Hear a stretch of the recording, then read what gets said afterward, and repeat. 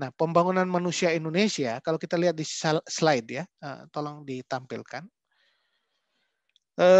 Teman-teman, kita lihat bahwa ada kesadaran baru yang muncul ketika kita menapa atau ingin mencapai 1 abad Indonesia merdeka. Kalau kita lihat Indonesia merdeka itu 1945, 100 tahun setelah itu adalah 2045. Jadi 1 abad. Indonesia merdeka itu kurang lebih akan kita capai tahun 2045.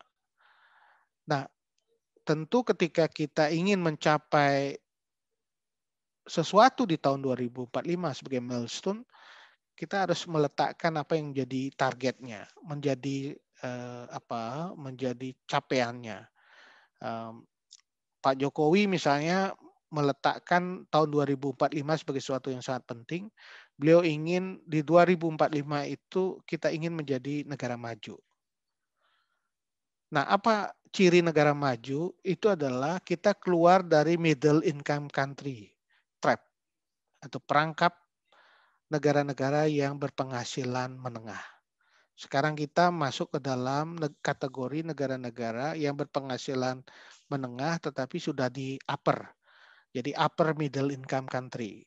Tidak middle, tidak lower, tapi kita sudah upper middle income country. Nah, kita ingin keluar dari trap ini karena ternyata dalam berbagai perkembangan sangat sulit memang keluar dari middle income trap ini. Kita harus bisa keluar dari middle income trap. Dan itu ukurannya ada gitu ya. Bagaimana pendapatan per kapita, kemudian PDB kita. Dan diproyeksikan tahun 2045 kita masuk ke dalam 5 besar negara dengan PDB terbesar di dunia. Jadi ini ukuran-ukuran atau target-target. Tapi pertanyaannya gimana cara mencapai itu? Itu selalu menjadi pertanyaan kita. Kita bisa memberikan target yang besar bahwa kita ingin menjadi negara maju, tetapi pertanyaannya bagaimana caranya gitu. Nah, kita belajar dari berbagai negara lain. Banyak negara yang hanya mengandalkan sumber daya alam gitu. Jadi terlena dia oleh sumber daya alam. Apakah itu minyak, apakah itu hutan, apakah itu batu bara, dan lain-lain. Itu kekayaan sumber daya alam yang melimpah itu justru membuat kemudian banyak negara-negara yang berlimpah itu terlena. Sehingga terkenal dengan istilah kena kutukan sumber daya alam. Atau dalam bahasa akademik disebut dengan Dutch disease. Dutch disease itu adalah penyakit Belanda gitu istilahnya. Jadi penyakit Belanda itu karena konteksnya adalah negara menggantungkan diri pada sumber daya alam. Nah, padahal ketika sumber daya alam itu akhirnya habis, maka negara itu menjadi negara yang termiskin gitu. Atau negara yang menjadi keterbelakang karena sudah habis semua, tidak dilakukan investasi. Nah, itu sebabnya mengapa kemudian banyak negara-negara yang kaya sumber daya alam itu menghadapi kutukan sumber daya alam dan mulai berpikir untuk melakukan investasi masa depannya. Banyak negara yang kaya sumber daya alam minyak misalnya sekarang mulai bertransformasi. Diawali negara-negara Skandinavia, mereka punya banyak sekali sumber daya alam dulunya. Akhirnya mereka investasi ke mana? Ke human capital, ke modal pembangunan sumber daya manusia. Jadi mereka mempunyai dana abadi untuk mendukung penguatan sumber daya manusia mereka. Negara-negara Arab sekarang ini, Uni Emirat Arab, saudara sekalian pernah mendengar Dubai atau negara di Uni Emirat Arab yang lain gitu, mulai mereka untuk menginvestasikan hasil resources dari sumber daya alam itu untuk kepentingan berapa hal. Salah satunya energi baru terbarukan. Bayangkan Uni Emirat Arab sekarang adalah salah satu negara yang melakukan investasi terhadap pembaharuan sumber energi menjadi baru terbarukan. Misalnya mereka investasi di sumber daya energi, sumber daya air, sumber daya solar cell dan lain-lain. Jadi tidak lagi kepada fosil, energi fosil. Luar biasa itu shiftingnya. Jadi pergeseran karena mereka menyadari suatu saat minyak mereka akan habis, gas mereka habis, mereka harus punya investasi baru. Gitu. Nah, hal yang sama juga Skandinavia, mereka investasikan itu justru pada sumber daya manusia, dengan pendidikan, membuat dana abadi pendidikan yang kita sebut sovereign wealth fund ya. Wealth fund, sovereign wealth fund itu digunakan untuk pendidikan. Nah, itu strategi-strateginya, dan Indonesia itu memang harus keluar dari jebakan sumber daya alam itu. Jadi kita jangan terlena bahwa kita punya laut yang kaya sumber daya alam, kemudian hutan, tidak tidak terlena dengan itu, tapi gunakan itu untuk memperkuat sumber daya manusia kita. Oleh karena itu, titik sentrumnya itu bagaimana menggunakan resources yang ada, natural resources itu untuk kepentingan human resources kita. Nah, saat ini kekuatan sumber daya manusia kita cukup besar ya. Kalau kita lihat dari sisi jumlah penduduk, kita 268 juta penduduk di dunia. Nomor 4 di dunia. Bayangkan, jumlah penduduk kita luar biasa besarnya.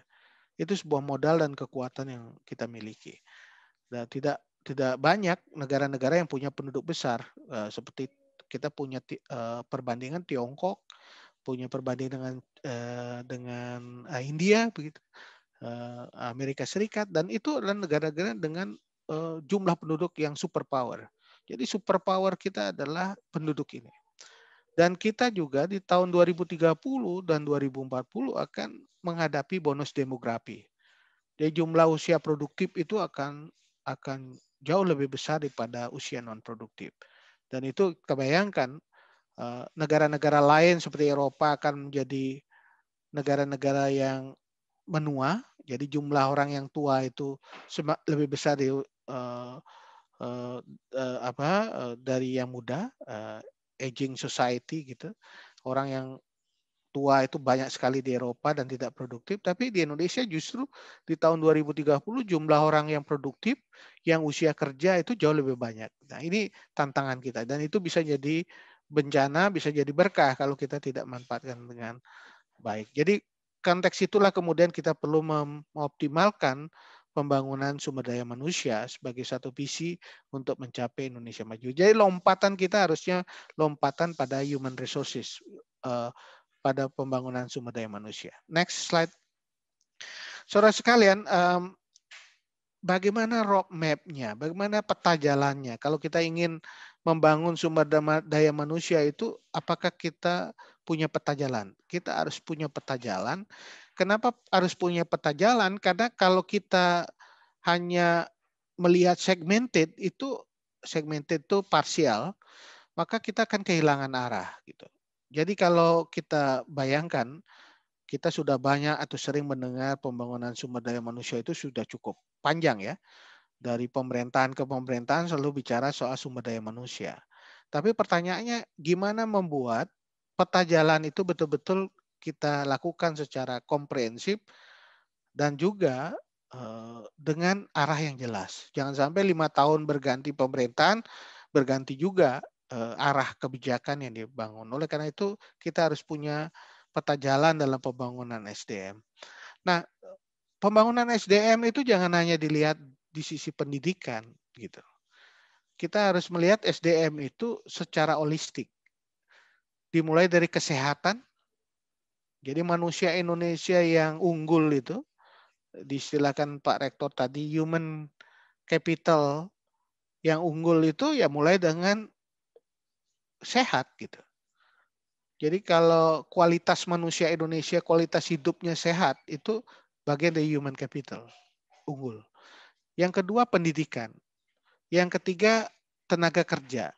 Yang keempat kewirausahaan. Ini adalah cakupan dari human capital yang kita miliki sekarang ini, setidaknya harus memiliki karakteristik unggul di 4 hal ini. Dan ini ditopang oleh energi. Kita perlu listrik untuk menopang bagaimana untuk memperoleh manusia unggul. Teknologi informasi, sekarang kita sudah masuk ke revolusi 4.0. Kemudian kita juga pangan, harus menempatkan pangan suatu yang penting. Nggak mungkin orang bisa hidup, survive, kalau dia tidak memiliki pangan yang cukup. infrastruktur, connectivity, jadi orang bisa bergerak dari satu tempat dan tempat lain, dan industri. Ini adalah faktor pendukung untuk human capital yang unggul tadi.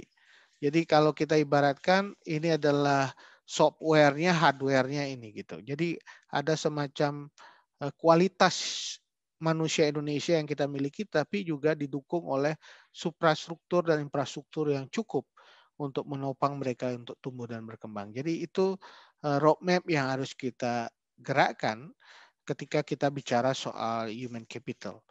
Next slide. Adik-adik mahasiswa yang saya cintai, tentu breakdown dari setiap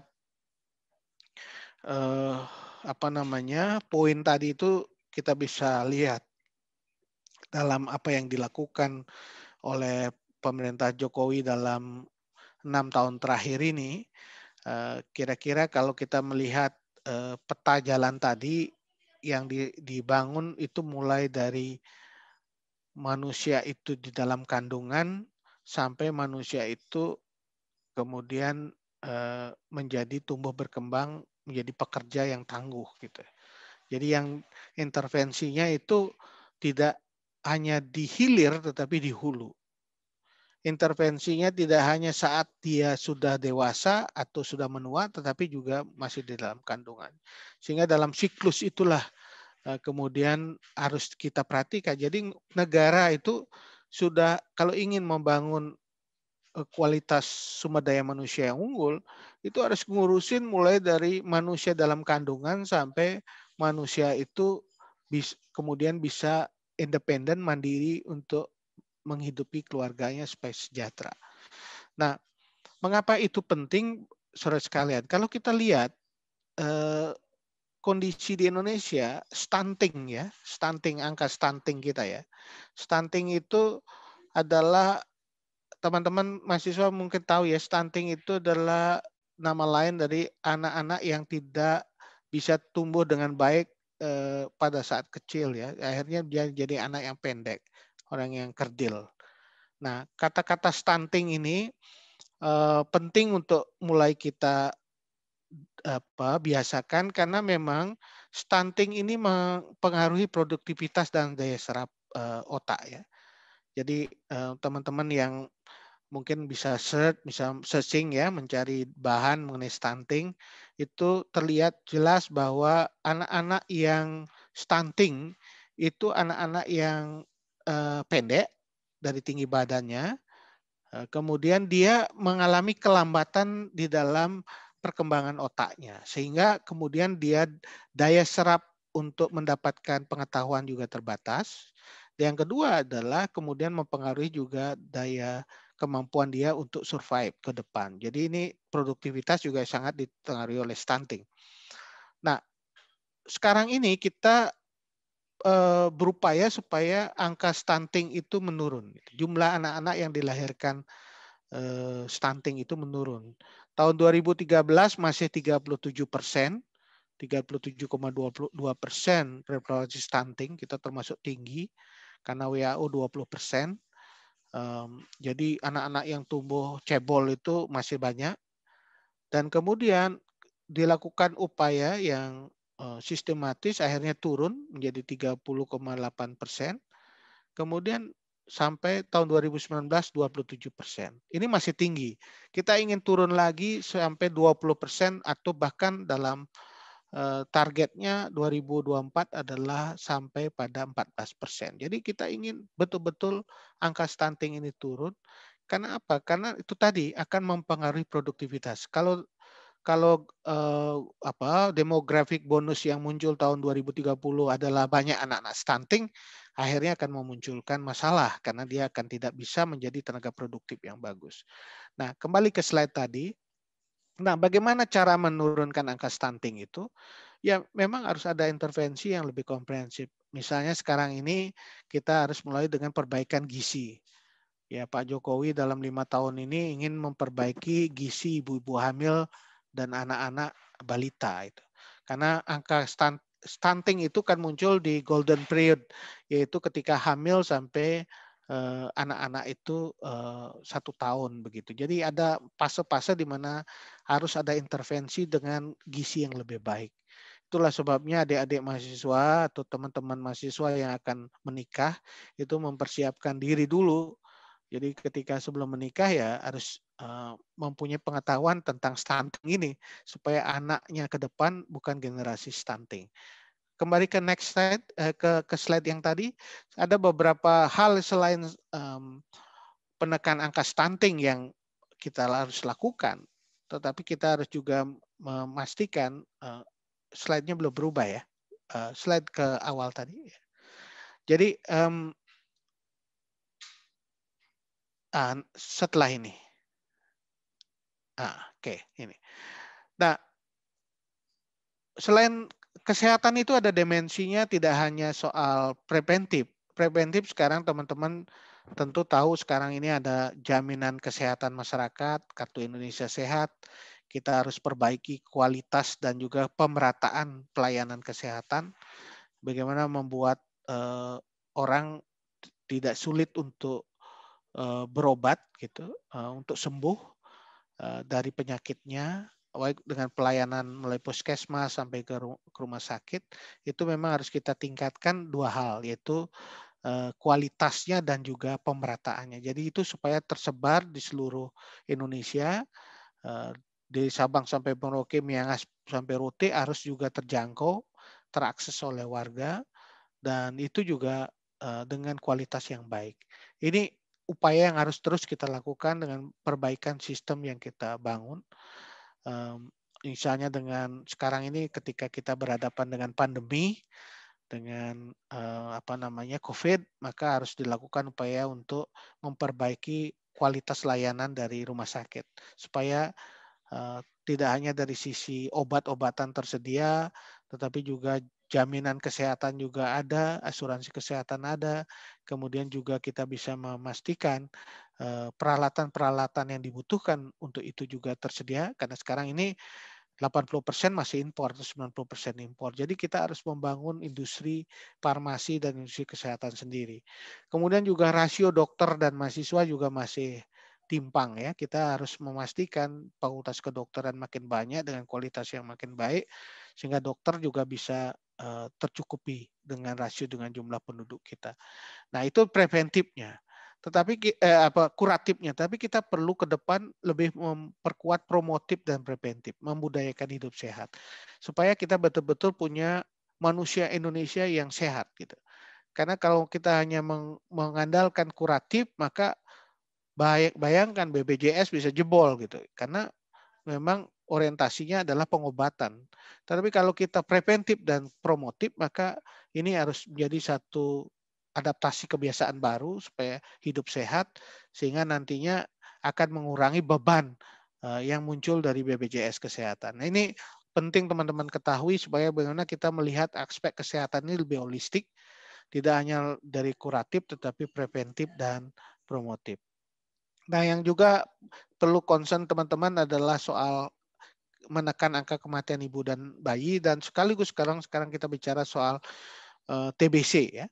TBC itu ternyata kita adalah negara dengan angka TBC nomor 3 terbesar di dunia. Nah, ini juga menjadi PR yang harus diperbaiki, adalah bukan hanya soal kesehatannya tapi infrastruktur dasarnya. Sanitasi yang lebih baik sehingga orang bisa hidup dalam lingkungan sehat lingkungan yang lebih sehat. Itu aspek pertama dari human capital yang harus kita perbaiki, itu kesehatan gitu. Kalau sudah sehat, kita bisa produktif, gitu kurang lebih. Kalau aman dari COVID, baru kita bisa produktif. Jadi itu yang jadi hal yang sangat penting, kesehatan. Jadi teman-teman jaga kesehatan sekarang di masa COVID ini, 3M itu dijalankan, protokol kesehatan dijalankan supaya betul-betul kita aman COVID. Kalau sudah aman, baru kita bisa produktif. Gitu. Nah, yang kedua adalah pendidikan. Ini perlu transformasi, perlu reformasi pendidikan yang kita harus jalankan untuk mengejar ketertinggalan kita dibandingkan negara lain. Karena negara lain juga memakai standar-standar yang cukup bagus, melakukan percepatan dalam sisi pendidikan. Kita harus lakukan ini. Tidak hanya dalam wajib belajar 12 tahun, tetapi kita juga harus melakukan akselerasi terhadap berbagai hal yang terjadi dalam pendidikan reformasi, karena sekarang ini bukan hanya soal akses tetapi juga soal pemerataan kualitas ya pendidikan. Nah, ini penting sekali teman-teman yang di mahasiswa dan juga perguruan tinggi menjadi bagian dari transformasi pendidikan ini. Apalagi sekarang ini kita siap dengan mengalami percepatan transformasi melalui digitalisasi. Ini berkah, tetapi di sisi lain kalau hanya sekedar digitalisasi tanpa infrastruktur yang kuat akan menjadi masalah, dan juga digitalisasi tanpa konten yang bagus akan menjadi masalah. Jadi ini harus dilakukan betul bagaimana pendidikan itu ditransformasi menjadi bagian dari upaya untuk membangun manusia unggul. Tidak lupa adalah karakter bangsa. Jadi pendidikan itu tidak hanya soal pengetahuan tetapi juga entrepreneurship berkaitan dengan karakter itu harus ditekankan di dalam pembangunan pendidikan. Nah, yang berikutnya teman-teman sekalian adalah ketenagakerjaan. Nah, ini hal yang penting untuk kita pikirkan adalah bagaimana menyambung antara pendidikan itu dengan lapangan kerja. Itu seringkali terjadi mismatch, tidak sambung gitu. Antara apa yang kita sebut apa namanya eh, pendidikan dengan dunia kerja. Ini dua hal yang seringkali saling bertentangan gitu, atau tidak sambung gitu. Pendidikan kemana, lapangan kerja, dunia industri, dunia usaha kemana gitu. Nah, oleh karena itu sambungan ini harus dibangun ke depan. Salah satunya melalui vocational training atau vocational school. Karena memang vocational school itu lebih orientasinya lebih ke bagaimana menyiapkan pendidikan yang berorientasi pada hal yang dibutuhkan oleh dunia kerja. Nah, sedangkan vocational training itu adalah memberikan beberapa hal yang dibutuhkan oleh dunia kerja dan menjadi bagian dari upaya untuk peningkatan keterampilan dari pencari kerja. Nah, sekarang ini ada kartu prakerja misalnya. Kalau dulu ada BLK, Balai Latihan Kerja, itu adalah salah satu cara untuk mendekatkan antara apa yang dibangun di dalam training, dalam training vokasional, pelatihan vokasional dengan dunia kerja. Jadi harus ada mulai dibangun satu model yang memungkinkan dunia kerja dan dunia industri itu juga masuk dalam sistem pendidikan. Sehingga mereka bisa menyambung gitu ya, apa yang menjadi kebutuhan mereka dengan dunia pendidikan. Misalnya Pak Murianto, saya usul sih berapa teman-teman yang di luar gitu, yang di dunia usaha, di dunia industri, di dunia kerja itu diundang untuk memberikan kuliah kepada mahasiswa di FISIP sehingga update terhadap perkembangan-perkembangan yang terjadi di luar, kebutuhannya seperti apa. Pada saat yang bersamaan juga teman-teman di FISIP bisa juga kuliah kerja atau melakukan sesuatu magang di dunia usaha sehingga ada percepatan terhadap sambungan ini gitu antara apa yang terjadi di dunia pendidikan dengan apa yang dunia kerja. Hasil-hasil riset di perguruan tinggi misalnya kita perlu dorong untuk lakukan hilirisasi sehingga betul-betul disambut oleh dunia industri. Jadi sehingga riset itu tidak menumpuk di kampus gitu. Jadi makin setiap tahun makin menumpuk sehingga ada yang mengatakan ya ini kalau tumpukannya terus dilakukan sampai bisa ke bulan gitu. Karena saking banyaknya riset, tapi pertanyaannya riset itu, penelitian itu dipakai untuk apa?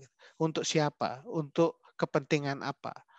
Nah, itu yang harus dicari jembatannya melalui mendekatkan tadi kebutuhan dunia industri, dunia kerja, dunia usaha itu dengan riset-riset yang berkembang. Nah, itu tidak berarti hanya industri, di pemerintahan juga banyak gitu. Kebutuhan-kebutuhan di dunia praktis pemerintahan yang perlu mendapatkan atensi dari perguruan tinggi. Ini harus disambung lebih dekat lagi. Nah, cara lain menyambungnya adalah pelatihan vokasional. Sekarang kartu prakerja, walaupun sekarang di masa COVID hanya baru pada konsepnya semi bansos, tapi intinya adalah ada keterampilan yang dibutuhkan oleh dunia usaha itu disediakan pelatihannya oleh negara melalui kartu prakerja, dan orang bisa kalau dia mau jadi bartender atau dia mau jadi apa namanya sekarang ini untuk kopi, Untuk meramu kopi itu ada pelatihannya, untuk menjadi coding juga ada pelatihannya, dan itu semua nanti disambung dengan bursa kerja yang kemudian mencari orang-orang yang sudah punya keterampilan. Kalau saya ingat tahun-tahun saya di SMA itu dulu banyak sekali lembaga kursus, tapi sekarang hilang lembaga kursus swasta itu. Bahasa Inggris, menjahit dan lain-lain tuh banyak sekali. Tahun-tahun 90, 80-an sangat banyak sehingga orang bisa memilih untuk dia kursus apa gitu. Nah, itu akan dibutuhkan oleh dunia usaha. Tapi sistem itu sempat hilang dan sekarang mau dibangun lagi melalui Kartu Prakerja. Kartu Prakerja itu adalah menyediakan platform, menyediakan pelatihan-pelatihan yang dibutuhkan oleh dunia usaha. Kemudian dunia usaha akan mencari, menemukan orang-orang yang punya sertifikasi, yang sudah mempunyai kemampuan, keterampilan untuk itu. Tapi itu bukan untuk aja pencari kerja. Pekerja yang ingin mengupgrade kemampuannya juga bisa melakukan hal yang sama. Jadi ini ruang untuk para pencari kerja dan juga para pekerja untuk mengupgrade diri sehingga kemudian bisa meningkatkan keterampilan lebih baik, dan tentu saja itu akan berkonsekuensi pada upah yang lebih baik. Nah, ini adalah salah satu yang harus diperbaiki, adalah ekosistem ketenaga kerjaan kita supaya betul-betul kita dapat tenaga kerja yang berkualitas, tidak lagi seperti dulu yang kita jual adalah upah buruh murah, tetapi sekarang yang tidak produktif, tapi sekarang kita harus mempunyai tenaga kerja yang produktif dan juga berdaya saing.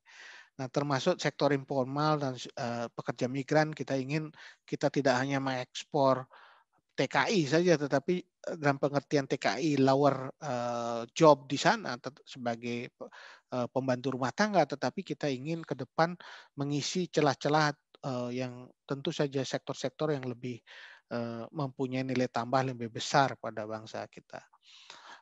Terakhir adalah kewirausahaan. Kewirausahaan ini juga penting karena kita tidak hanya harus berorientasi pada pencari kerja, job seekers ya. Kita tidak hanya menjadi job seekers, mencari kerja dari pekerjaan yang ada, tetapi harus membangun atau membentuk pekerjaan atau membuat pekerjaan baru. Nah, itu yang kemudian didorong melalui kewirausahaan. Saya yakin banyak kampus sudah masuk ke entrepreneur ini, bahkan ke socio entrepreneurship, bagaimana melahirkan wirausahawan muda, wirausahawan sosial, hingga muncul jenis-jenis usaha baru. Saya kira di IUSU seperti halnya UGM juga banyak sekali muncul jenis-jenis usaha baru. Mahasiswa juga di UGM ada namanya Sunmore, Sunday Morning. Itu biasanya hari Minggu mahasiswa jualan di sana.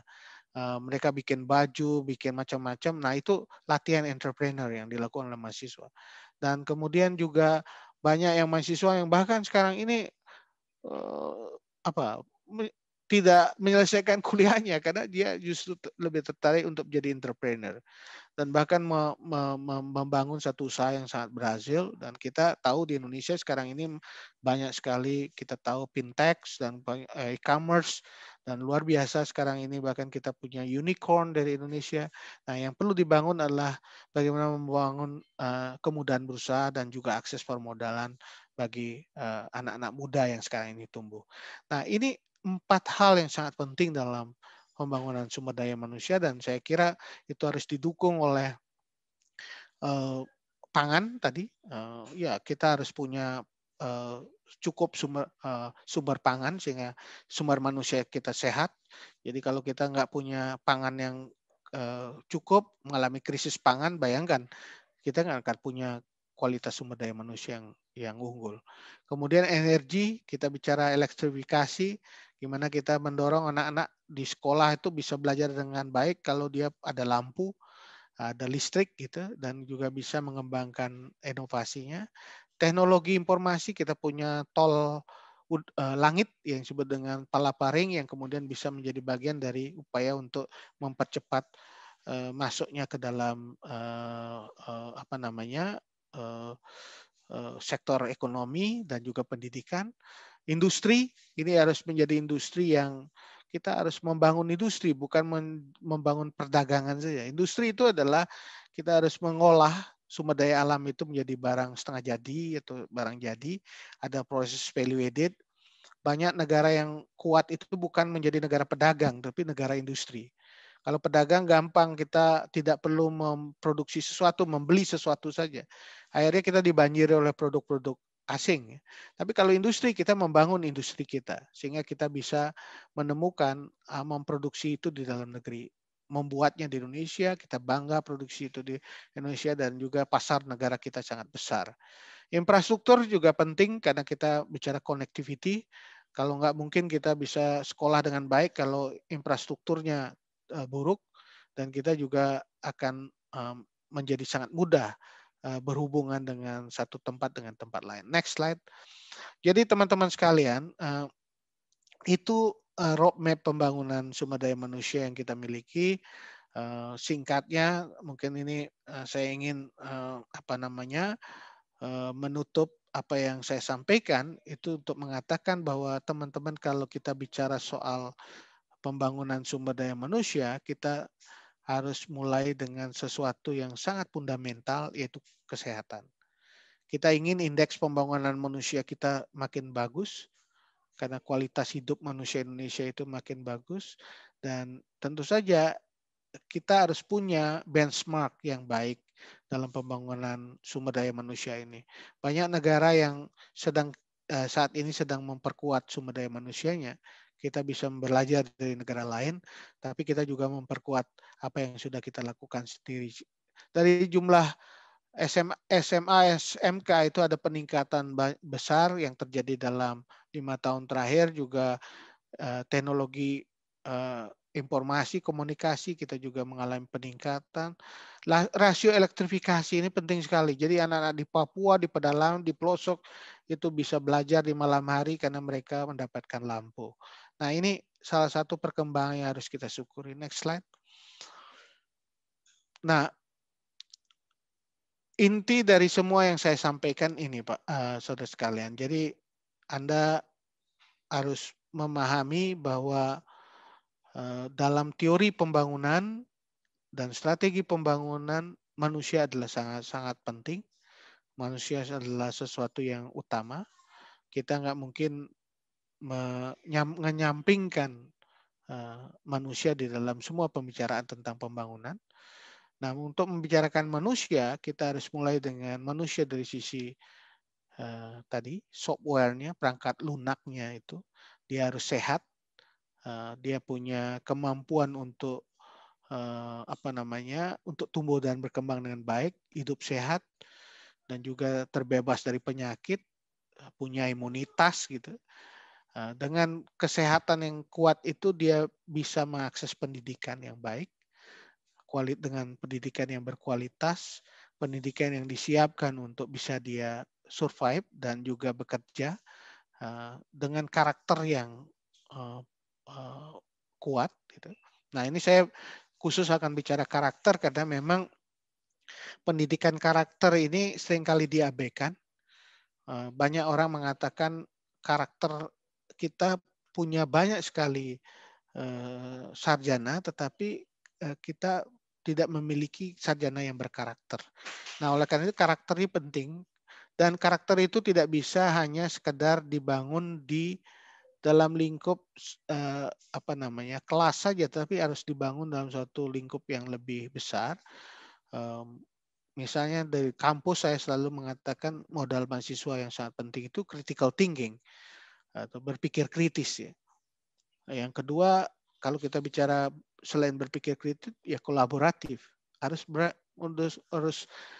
dibangun satu karakter untuk saling bekerja sama, saling bergotong royong, saling menerima, menghormati satu sama lain, dan bekerja sama untuk mewujudkan sesuatu tujuan bersama. Itu karakter-karakter yang harus dibangun di dunia kampus.